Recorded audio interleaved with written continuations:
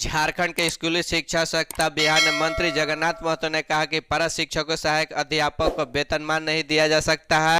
उनके अनुसार पारा शिक्षकों का नियुक्ति के तकनीकी अड़चन, इनके नियुक्ति में आरक्षण रोस्टर का पालन नहीं किया गया है, इसलिए वेतनमान नहीं दिया जा सकता है। मंत्री ने कहा कि अष्टम मंगल कमेटी के साथ हुई बैठक आलोक ने नियमावली बनाई गई, जिसमें पारा शिक्षकों के मानदेय 40 से 45% का वृद्धि की गई।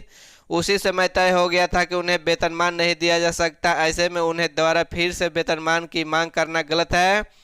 उन्होंने कहा कि पारा शिक्षक बिहार के तर्ज पर वेतनमान देने की मांग कर रहे हैं, जबकि बिहार में हुई नियुक्ति का आरक्षण रोस्टर का पालन किया गया है।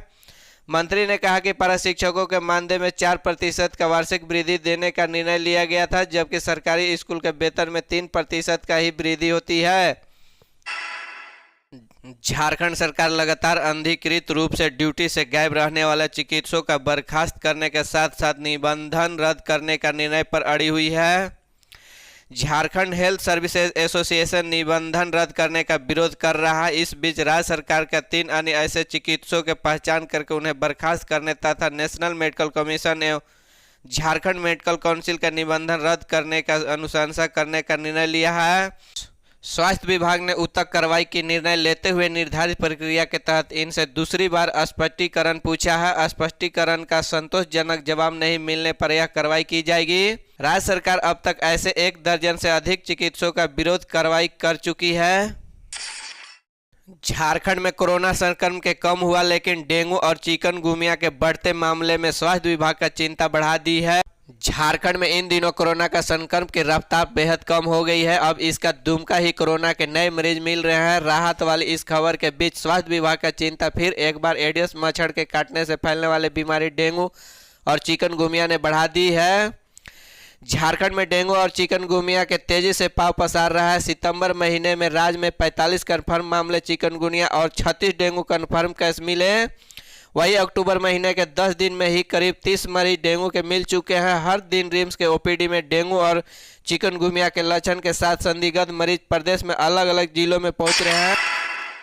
झारखंड में मानसून खत्म होने के कगार पर, लेकिन मौसम ने एक बार फिर से करवट बदल ली है। झारखंड में कई इलाकों में भारी वर्षा के लेकर अलर्ट जारी किया गया है। आज के कई जिलों में फिलहाल वर्षा से राहत ही उम्मीद इनकार किया गया है। झारखंड में कई इलाकों के भारी वर्षा का अलर्ट जारी कर दिया गया। 18 जिलों में भारी वर्षा की संभावना जताई गई है। 16 अक्टूबर का मेघ गर्जन का अलर्ट के साथ साथ वज्रपात की भी संभावना जताई गई है। झारखंड में भारी वर्षा को लेकर ऑरेंज अलर्ट जारी किया गया है। झारखंड के राजधानी रांची समेत दुमका, देवघर, गोड्डा, पाकुड़, साहिबगंज, धनबाद, जमशेदपुर आदि जिलों में वर्षा को लेकर अलर्ट जारी किया गया है। बता दें कि उत्तर पूर्व और उसके आसपास के बंगाल के खाड़ी में साइक्लोनिक सर्कुलेशन बनने की संभावना है, जिसका असर झारखंड समेत पड़ोसी राज्य बिहार में भी देखने का मिलेगा। मौसम विभाग केंद्र राज्य के वरीय विज्ञान अभिषेक आनंद ने बताया कि बंगाल के खाड़ी में बनने वाले साइक्लोनिक सर्कुलेशन का असर आगामी दिनों का देखने का मिल सकता है। यही नहीं, 12 से 15 अक्टूबर तक मानसून के वापसी की संभावना है, जिस नई पेंशन स्कीम को समाप्त करके पुरानी पेंशन लागू करने का सहित 16 सूत्री मांगों को लेकर रेल कर्मी 12 अक्टूबर को भूख हड़ताल पर रहेंगे। इसके सेंट्रल रेलवे कर्मचारी यूनियन ECRQ के धनबाद इकाई 11 अक्टूबर को हिल कॉलोनी स्थित कार्यालय में भूख हड़ताल को सफल बनाने का राजनीति बनी। कि रेल कर्मी बुधवार के धनबाद रेलवे स्टेशन के सामने स्थित रेलवे का ऑपरेटिव बैंक ऑफ ऑफिस के पास अनशन पर बैठेंगे। यूनियन नेताओं ने कहा कि 16 सूत्री मांगों का पुरानी पेंशन स्कीम लागू करने का, रेलवे का निजीकरण और निगमीकरण बंद करने का, 1 जनवरी 2022 से 30 जून 2021 के महंगाई भत्ते का महंगाई राहत का एरिया और भुगतान जल्द करने का मांग शामिल है।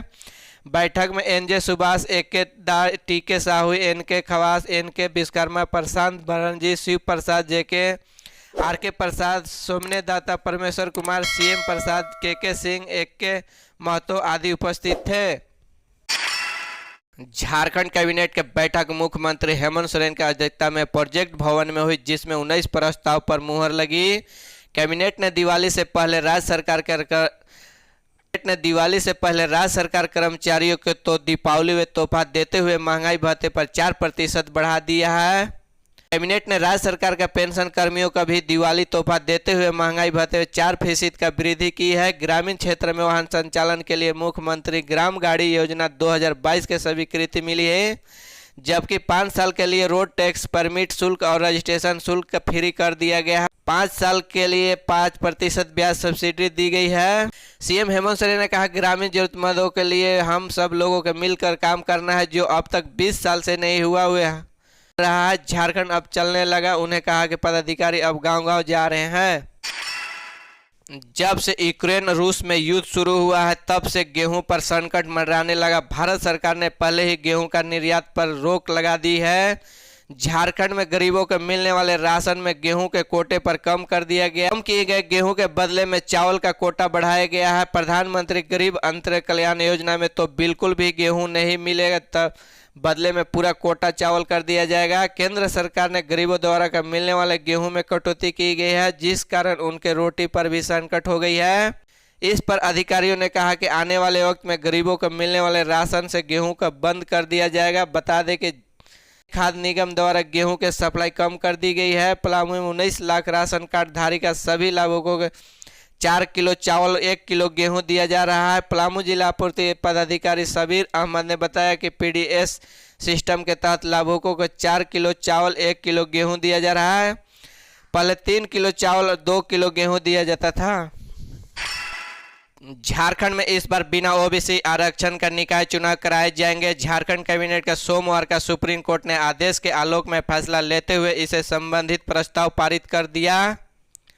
वही झारखंड मुख्यमंत्री गाड़ी योजना 2022 के मंजूरी दी गई है। इसके तहत ग्रामीण इलाकों में बुजुर्ग, छात्र छात्राओं, दिव्यांग, विधवा, झारखंड आंदोलनकारी और HIV पॉजिटिव को निःशुल्क बस सेवा की सुविधा दी जाएगी। कैबिनेट के बैठक प्रोजेक्ट भवन ने सभागार में हुई। कैबिनेट सचिव बंदा डांडेल ने बताया कि सर्वोच्च न्यायालय के आदेश के आलोक ने नगर पालिका निवास 2023 में पिछड़ा वर्ग अनारक्षित श्रेणी माना जाएगा। इस आधार पर वर्ष 2023 में चुनाव कराया जाएगा।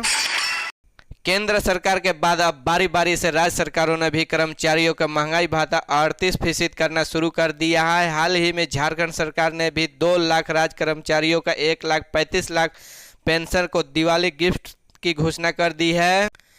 आपको बता दें कि महंगाई भत्ता 38% होने से कर्मचारियों के सैलरी में 19,200 रुपये तक बड़ा इजाफा हो जाएगा। केंद्र सरकार के तर्ज पर झारखंड में 1 जुलाई 2022 से ही बढ़ा हुआ है। भाता आउट करने के घोषणा के बढ़ा हुआ भाता धनतेरस से पहले ही पात्र कर्मचारियों के खाते में ट्रांसफर कर दिया जाएगा। सरकार के मुताबिक मंत्रिपरिषद में 4% डीए को मंजूरी दे दी है, जिसके बाद कर्मचारियों के अब 34वां स्थान पर 38% महंगाई भाता। यही नहीं, बढ़ा हुआ भाता जुलाई से ही काउंट करने का सहमति बनी है। इसके अलावा झारखंड कैबिनेट ने DAR के साथ 19 अन्य प्रस्तावों का भी मंजूरी प्रदान की है, जिसे साल 2023 का निकाय चुनाव बिना ओबीसी आरक्षण के ही कराने को फैसला किया गया है। वही झारखंड हाईकोर्ट में जजों के लिए 21 ABU खरीदने के प्रस्तावों का कैबिनेट मीटिंग में मंजूरी दी गई है। नेता और उत्तर प्रदेश के पूर्व मुख्यमंत्री मुलायम सिंह यादव के निधन से शोक की लहर ही राजनीतिक जगत में हर नेता मुलायम सिंह के निधन से दुखी है। मुलायम सिंह का अंतिम संस्कार मंगलवार को सफाई में होगा। मुलायम सिंह के अंतिम संस्कार में शामिल होने के लिए सीएम हेमंत सोरेन सफाई रवाना हो गए। सीएम के साथ स्वास्थ्य मंत्री बन्ना गुप्ता भी रवाना हुए हैं। अपने ट्विटर अकाउंट स्वास्थ्य मंत्री बन्ना गुप्ता ने लिखा है कि मेरे राजनीतिक अभिभावक और राजनीतिक संरक्षक सामाजिक न्याय के पुरोधा स्वर मुलायम सिंह यादव के अंतिम संस्कार में भाग लेने के लिए रांची बिरसा मुंडा एयरपोर्ट से सफाई सीएम हेमंत सोरेन के साथ विशेष विमान जा रहा हूं। मुलायम सिंह यादव का निधन सोमवार के सुबह 8:16 पर गुरुग्राम मेदांता अस्पताल में हो गया था। 82 साल के मुलायम सिंह लगभग 2 साल के ब्लड प्रेशर, यूरिन इन्फेक्शन जैसी बीमारियों का जूझ रहे